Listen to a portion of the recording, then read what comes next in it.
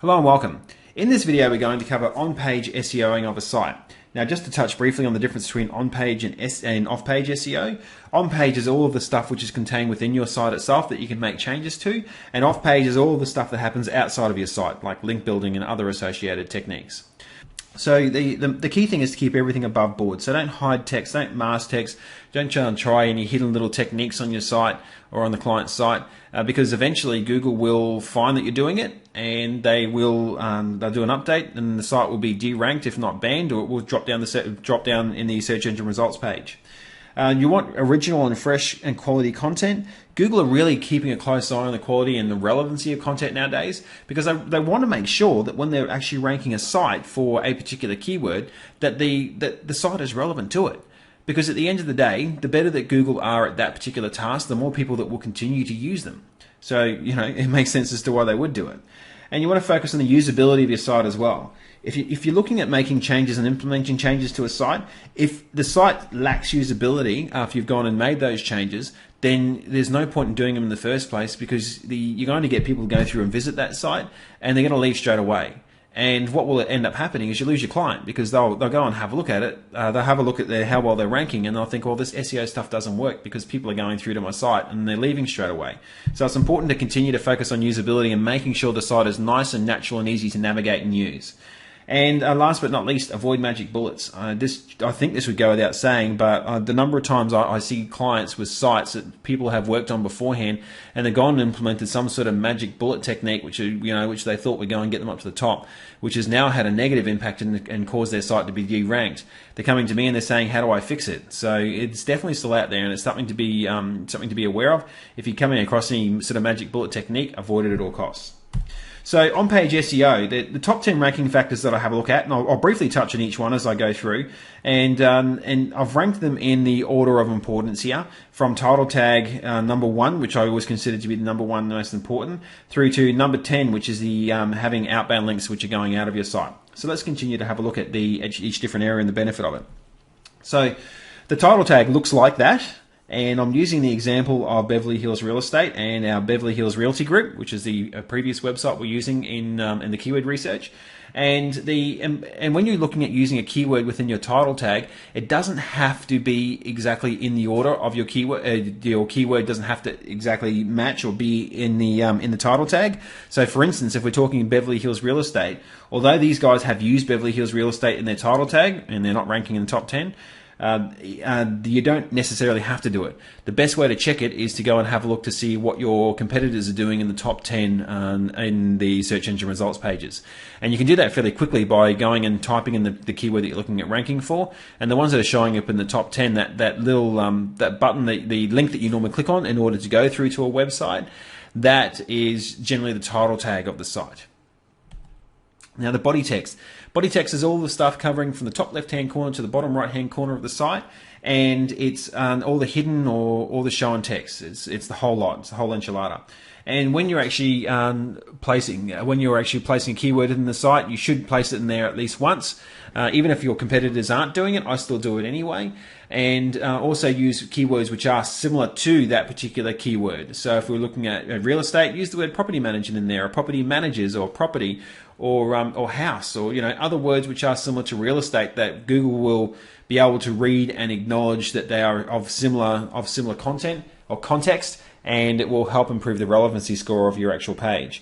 And also, it should be at least 250 words in length. And this is something which Google aren't implementing yet, but something which is going to happen soon, I believe, where they'll be having a look at not necessarily a minimum, but they'll be having a look at the relevancy of content a lot more. And 250 words minimum makes it a lot easier to assess that relevancy of that keyword.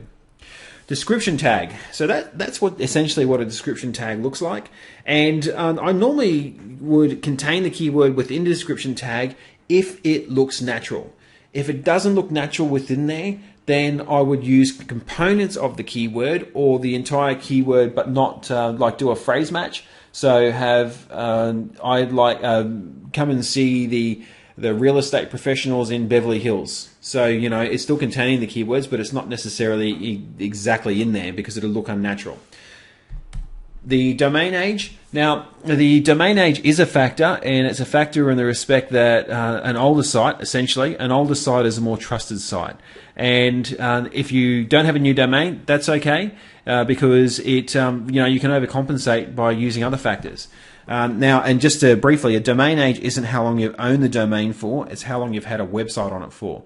So if you've owned a domain since 2001 and you've never done anything with it and you're deciding to put it online now, then it will be basically from now. It won't actually be from 2001 when you originally purchased the domain name. The H tags, which are generally called the headline tags, and that's essentially what they look like there. I would normally have a look to see what your competition are doing, and if your competition are doing it, then I would put it in there. If not, and it looks natural, I'll put it in there anyway. So that's a nice little rule of thumb.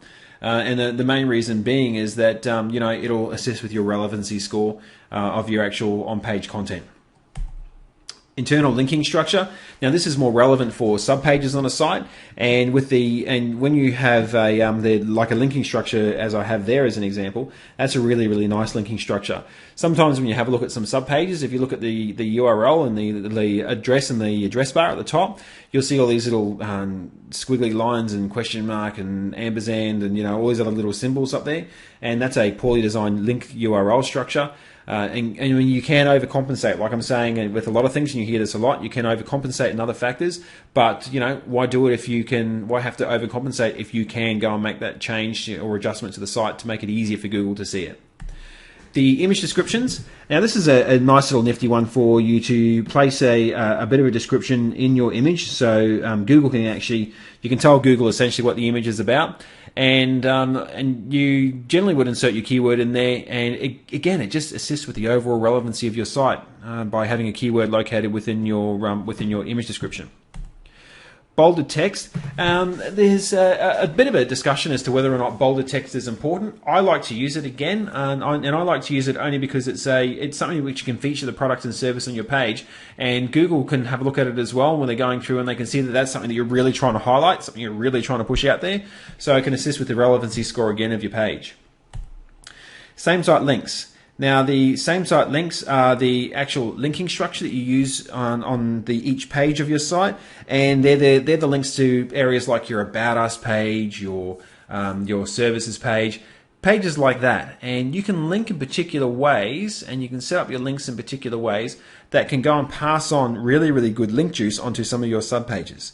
Now, if you have a look at, as an example, if you have a look at a real estate Beverly Hills, if there was an area near there that you wanted to look at ranking for, like real estate Pasadena, you could place a little link at the base of the site, linking through to one of your sub pages that say, real estate Pasadena, and when you click on that link, that goes through to your real estate Pasadena page. You'd have to ensure as well that you have a nice little linking URL structure, like I showed you a few slides ago as well, to really benefit from the link juice of that on-page optimization. And then finally, your outbound links. Now the inbound links, so that's off-page, are critical, and outbound links and the relevancy of where you're linking to on the outbound links. I actually witnessed this the other day. I witnessed a site that I went and changed. I went and changed the outbound link on it to another site which was relevant, and I used a few other factors, but those factors combined together actually caused that site to rank #1. And one of the key elements of that factor was my outbound link. I linked to another really good relevant source. So Google had a look at it, and they looked where I was linking to, and they're like, wow, that's really good. You're linking to a relevant source, and I'm going to reward you for it. And mind you, after 2 weeks, the site's still sitting in the top spot. So, that's obviously had a really strong factor, has had a really strong play in the overall factor. So essentially, when you're doing your on-page SEO, these are the key elements to consider.